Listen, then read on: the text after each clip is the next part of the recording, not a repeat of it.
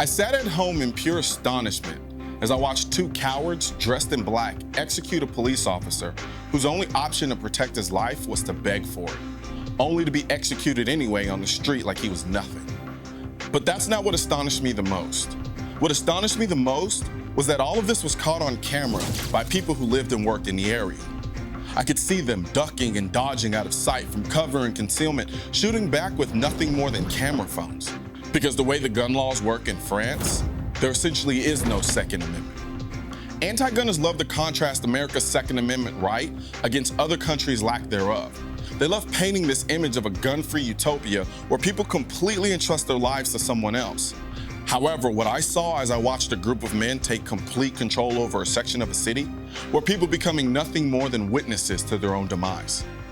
Then you have the usual moronic questions from clueless talking heads, wondering how these terrorists got their hands on AK-47s.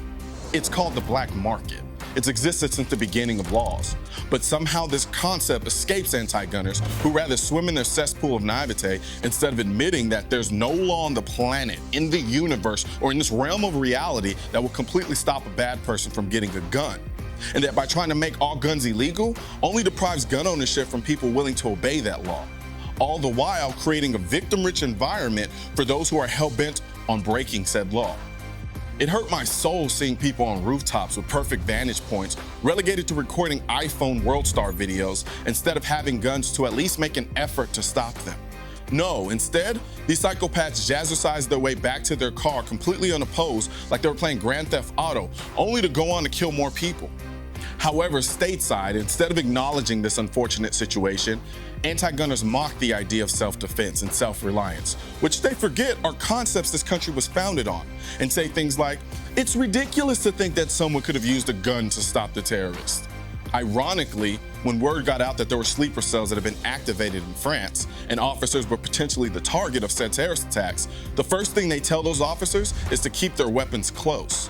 While the citizens who have been the subject of terror attacks from the word go are expected to sit idly by and hope not to be killed.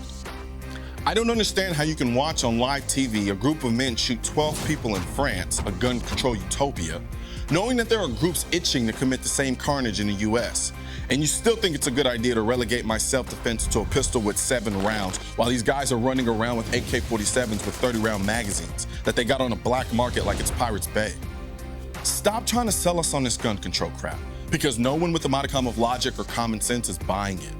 It sickens me when I realize that these guys took advantage of France's lack of a Second Amendment in order to attack their first. Just think about that while you're running around America using your First Amendment right to insidiously attack our second. In case you haven't noticed already, the second protects the first. Because the next time a bunch of terrorists decide they don't like what you have to say, better believe the only thing stopping them from killing you won't be your words, but the sound of someone exercising their Second Amendment right.